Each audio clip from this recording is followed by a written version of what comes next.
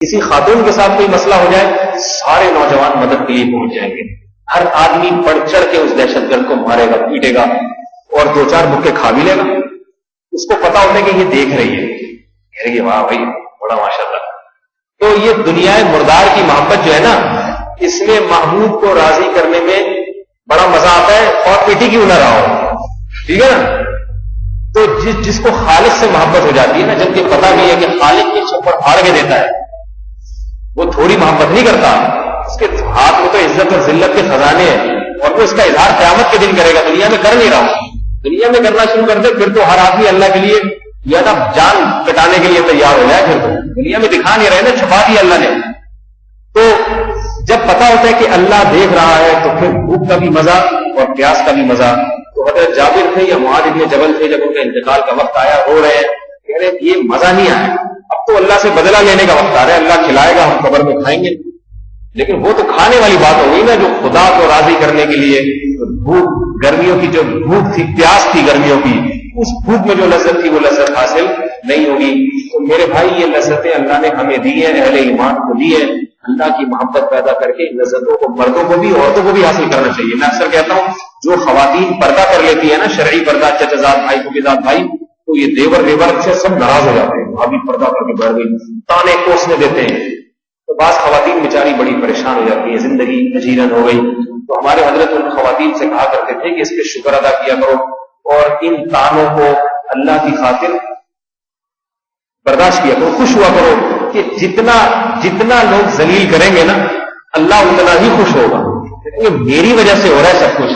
پہلے بھی تھی تو دیور بھی کوئی تانے نہیں دیتے. دیور تو بڑے غیرت ہوتے ہیں آج کل. بھابھی پردہ کر لینا، دیوروں کو پتہ نہیں اتنا غصہ کیوں آ رہا ہے، مجھے یہ سمجھ میں نہیں آ رہا بھائی، ٹھیک ہے. اور سالی پردہ کر لے، بہنوئی کے موڈ آف ہو جاتا ہے. کئی بہنوئیوں کو میں جانتا ہوں، بیگم سے ملنے گئے سسرال میں، سالی سامنے نہیں آئی، ان کا دماغ آؤٹ ہو گیا. بھائی پورے سالی سے کیا لینا ہے.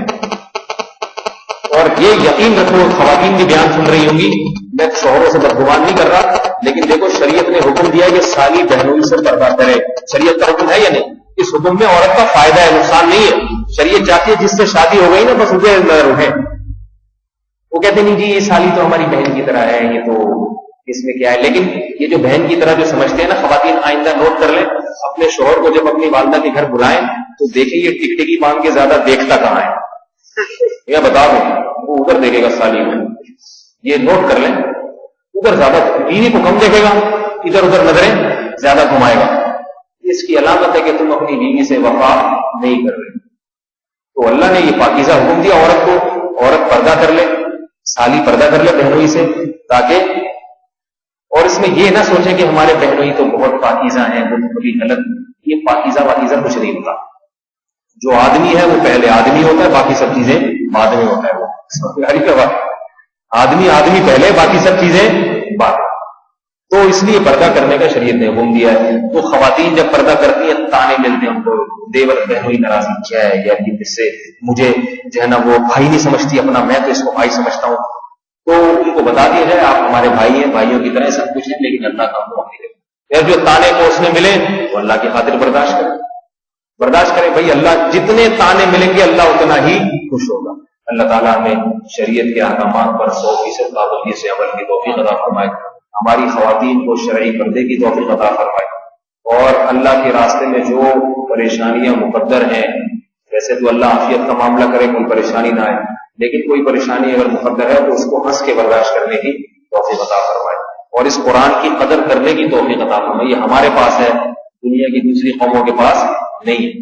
سبحانک اللہم و بحمدک، نشہد ان لا الہ الا انت، نستغفرک و نتوب الیک.